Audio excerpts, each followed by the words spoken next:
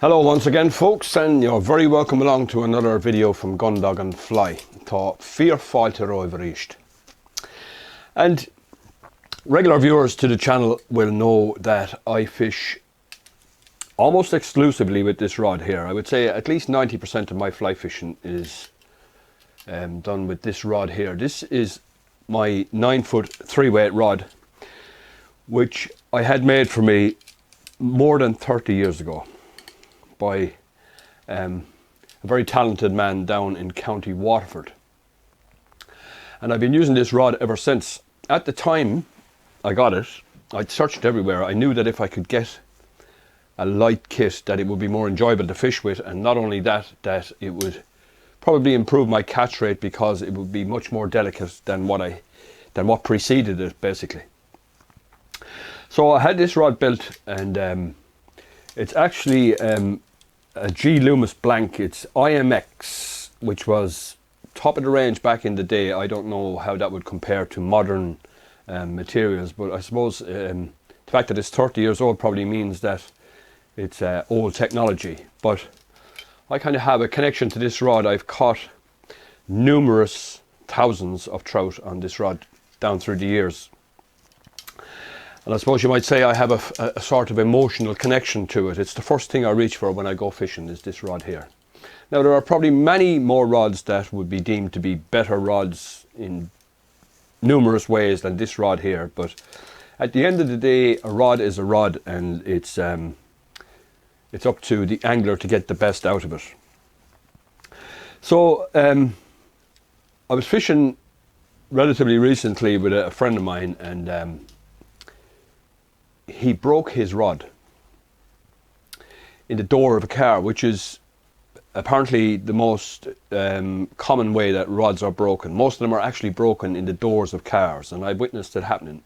He stood the rod against the wing mirror whilst the door was open, but what he didn't know was that the wind had caught the rod and blown it into the doorway, if you like, and when he closed the door he smashed the rod. And it was a hardy rod that cost somewhere in the region of €1,000. So I thought to myself, as much as I mind this rod and try and take care of it and look after it, it could get broken. Now, besides the fact that I would be down a rod, I'd be down that, if you like, that emotional connection as well, because the guy that made this no longer makes rods as far as I'm aware, and I wouldn't be able to replace this actual rod.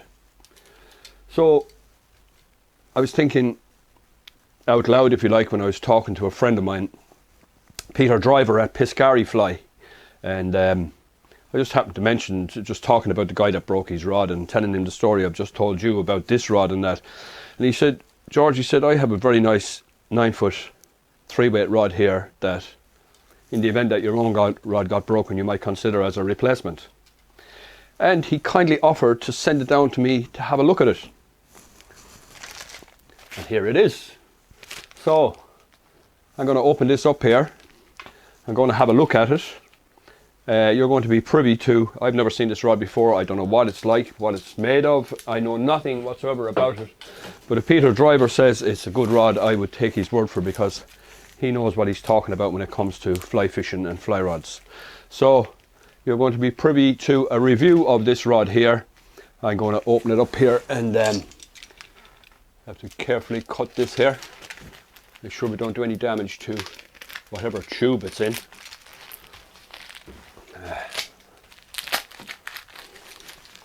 Very well wrapped up.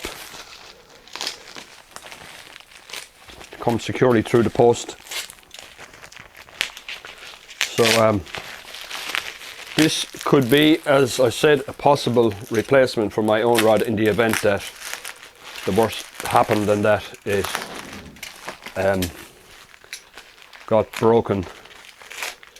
So I'm very interested to find out what this rod is like. It's so securely wrapped that I'm getting there now. Yes. So my old rod, of course, is a 2-piece, which was the way of the time. I don't ever remember seeing 3 or 4-piece rods 30 years ago. Perhaps they were there, but I never saw them. All the rods that I ever saw back then were 2-piece. So there is, of course, a little bit more convenience in having the 3 or 4-piece rod from the point of view of transportation.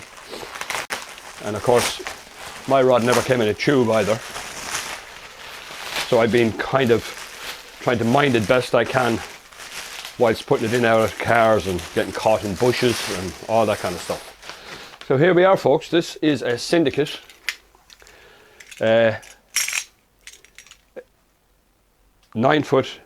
3-weight, and I'm going to open it up here now and have a closer look. So just before I open this up here, I just want to briefly talk about the reasons why I would choose a 9-foot 3-weight as opposed to, say, a 9-foot 4-weight or a 5-weight or a 10-foot 3-weight or 11-foot and so on, etc. I have to go back in time a bit, I suppose. My 9-foot 3-weight that I've had for that so long, before I had this rod, I had fished with many, I can only be described as monstrosity of rods. Basically, it was very rare back then to see anybody fish with anything less than a 7-weight. And the type of fishing that went on at that time, for the most part, was very rough and ready, and there was very little in the way of lightness or delicacy about it. And I just knew instinctively that if I could fish more lightly and more delicately, that not only would it be more enjoyable to fish that way, but I would, without a doubt, I was convinced that I would be able to increase my catch rate. And I got a man to build this rod for me. I chose 9-foot 3-weight. Although I'd never handled one, I just knew that the lighter it would be, the better it would be. And he happened to have this blank here, which was a Loomis blank. He said to me, I have a Loomis blank in the 3-weight. I said, is it 9-foot? He said, it is. And I said, go ahead and make it. And he built this for me, and I have it ever since. And I choose a 9-foot 3-weight because it suits the type of fishing that I do, from small rivers, medium rivers, and even large rivers. The two principal methods I fish are dry fly and upstream nymph. And it's just a great general all-round size, and the line weight, the 3-weight, is really, really good from the point of view of delicacy and delicate presentation of small flies, particularly small dry flies. So that's the reason I would choose a 9-foot 3-weight over and above any other length or line size or line weight. And that's what this rod is. This is a 9-foot 3-weight, and before Peter sent it down, he told me that this was a demo model and had been used, but very lightly. So I'm going to take it out here and we're going to have a closer look. Now, I'll just change the camera angle and we'll have a closer look at this baby. Now, as before mentioned, this is a 4-piece rod. It's a Syndicate P2 9-foot 3-weight. And my first impressions are its extreme lightness. I'm not sure of what it weighs, but in the hand it feels virtually weightless. It's extremely light, and that for me is an immediate bonus. The lighter the better. It's a sort of an olive colour. A matte olive. I like a matte. The older rods, like the old fiberglass rods, and that they were finished they were very shiny, which meant that they flashed. Even when the sun would hit them, they would flash and they'd scare a lot of fish, and that won't be a problem with this one. Very good quality cork handle, no holes or anything in it. Good quality cork handle. This is a wooden reel seat here. It looks like rosewood, I'm not certain, but it's very nice, and up-locking machinery here on the end. Very smooth. The rings or the guides, if you prefer to call them guides, are single leg and very nicely whipped and finished. And we have a retainer ring, which is absent on a lot of the modern rods. A fly retainer ring here, which I like, and it oozes quality basically. Another thing I really like on it here is these little yellow dots here on each section, which means that when you line up the two yellow dots like that, it means that your guides or your rings are perfectly in line. Excellent idea, and should be taken note of by all rod manufacturers in my view. So that's my first impressions anyway. Just move the camera briefly again. Now again, those are my first impressions, and the lightness of it, I'm very impressed with how light it is. Now I don't know what type of action it is, so what I'm actually tempted to put it together here in the room, which probably isn't the best place to determine what kind of a rod it is, but I just can't resist it for the moment. So I'm going to line up all the little yellow dots, and for complete beginners, it's always a good idea to put the two top sections together first, then your third section, and then the butt section, because if you do it the other way around, you'll soon know why this is the best idea. So I'll leave it to you to figure it out. Anyway, that really feels nice in the hand. I would imagine that it's a middle to tip action and a nice soft top. I like that on it. Now again, I'm here in the room, so I'm not getting maybe the full feel of it, but it immediately feels very responsive. I like the softness in the top that protects very light tippets, particularly when you're fishing with very small flies. You fish very light tippets, and we need that little bit of softness in the top of the rod to absorb the shock of any strike. So that's my first impressions, folks, and the next time you see me, I'll be at the river where I'll put this rod through its paces. I will couple it up with this reel here. This is a Sage Click reel, nothing too fancy, but again really light. And the line I have on here is a double taper 3 weight line. I use double tapers. I like double tapers, and maybe I'll go into that in a bit more detail when I get to the river, and the reasons why I would choose double taper over weight forward, which are all the rage now, if you like. So that's it, folks. Be sure to stay with me and join me in the river, at the river. Right, folks, here at the riverbank now, and I'm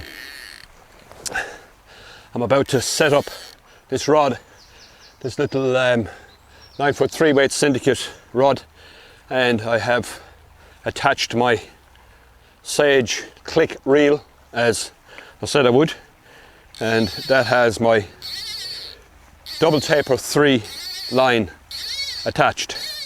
So now, why would I choose double taper over weight forward? Well, for the type of fishing I do, you need a very delicate touch, and anything that will help with that is to be highly recommended. Light rods, light reels and light lines. And a double taper line, of course, is a way more delicate in its operation than a weight forward. Now, I understand weight forwards are far more popular now than double tapers.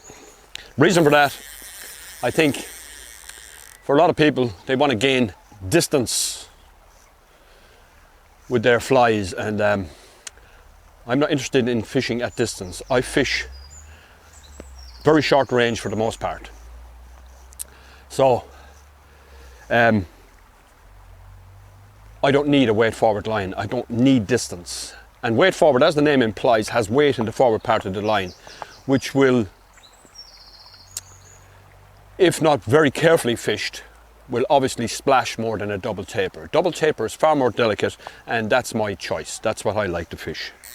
So what I'm going to do is I'm going to use my two principal methods here today. I'm going to fish an upstream nymph and I'm going to fish a dry fly. Now it's the middle of the day, very bright, and it's quite hot. This is July. We've got a really hot period of weather, so it's not really conducive to good fishing. But I'm here to find out how this rod performs more so than catch fish. If I catch a fish, it'll be a bonus. So the first thing I'm going to do is I'm going to tie on a size 20 nymph onto this leader. This leader here is a tapered leader, which is attached with a nail knot to the fly line. And it's 14 feet long, or sorry, it's actually 12 feet long. And I've added on approximately 3 feet of 7x tippet, which is approximately 2 3/4 to 3 pounds breaking strain. And I'm now going to tie on just a little size 20 twin wire nymph, one of my favorite little nymphs. And it needs to be, at this time of the year, in low water conditions like this, you need to fish small. So I'm putting on a size 20, and let's hope we get a result. But I'm going to find out how this rod casts first of all. That's the most important thing and the object of the whole exercise. So stay with me and we'll see how I get on with an upstream nymph.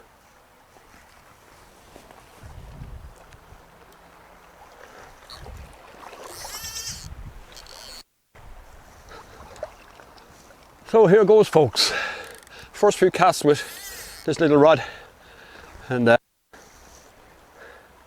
with a slight downstream wind.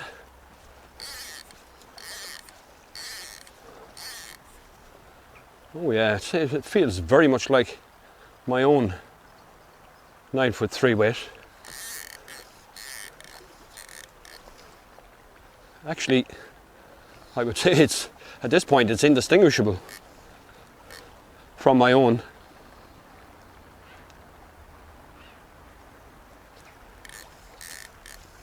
Punches the line out exactly as I'd want.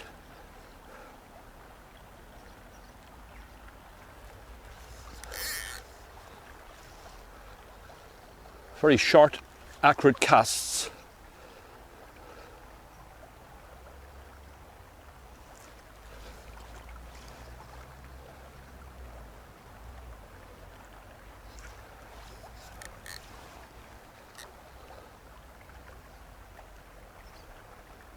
The only very slight difference I would say is that it's actually lighter than my own rod.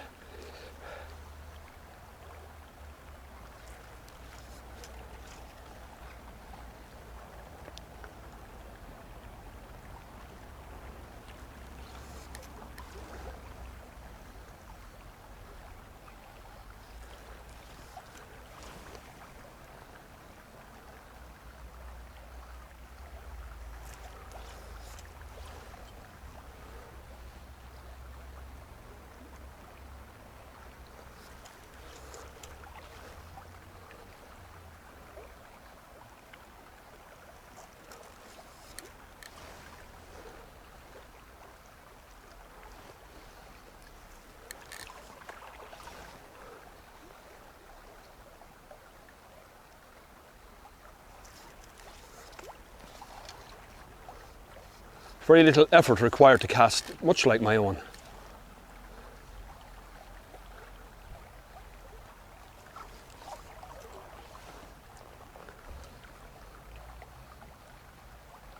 Wow, it feels like fishing with my own 9 foot that was built for me.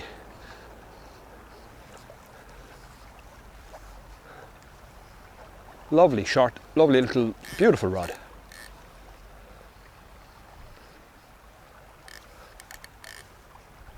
And it, really fast recovery at the tip. When I cast, it recovers immediately for the next cast, if you like. Absolutely lovely, yeah. I'd be happy to use this.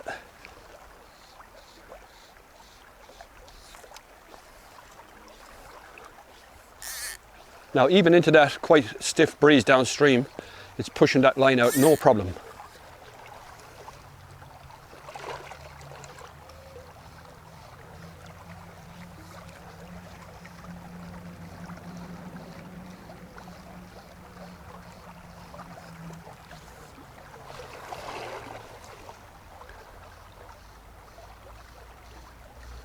just going to test it for accuracy here now.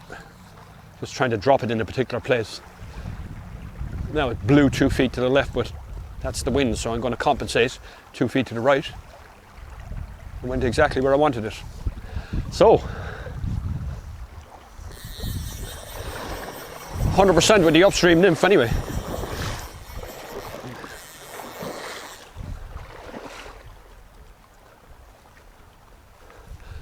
But for the difference in the weight, it's just the very same as my own.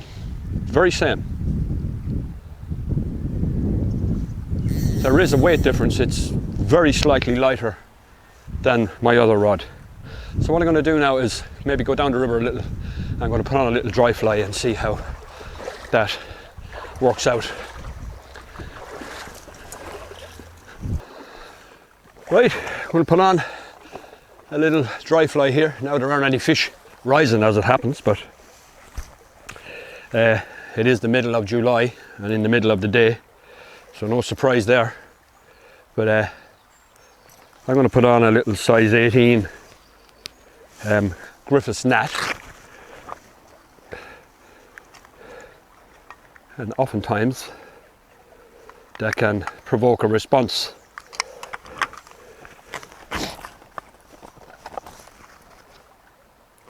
In fact, this fly is actually one of my favorites for these sort of days when bright sunshine, hot days. Represents a midge or a bunch of midges. Some people say, I'm not sure, but it does get a response when other flies don't. So here we go now. Again, there's still a breeze downstream, so we'll see how it performs against that wind.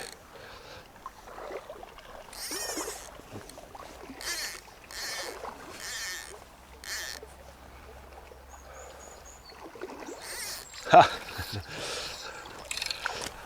One little fella.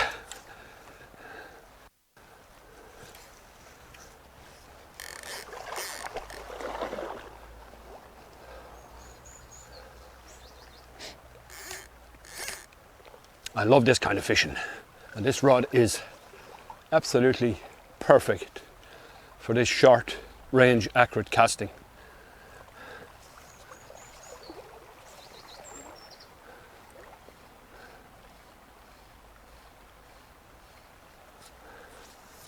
Just punch it out a little bit further. Absolutely beautiful.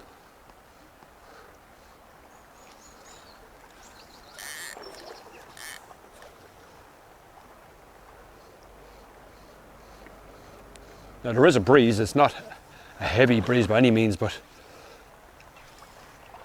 this rod is coping with it really well, punching that line straight through it.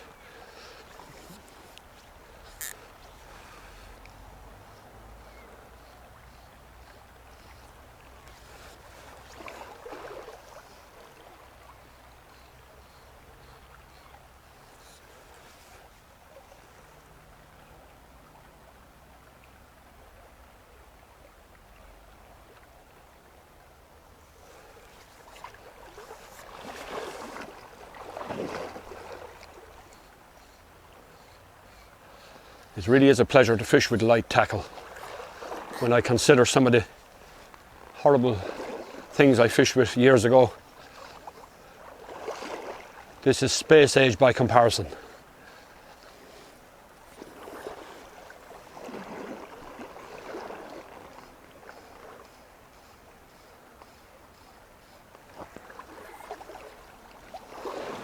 Oh yeah.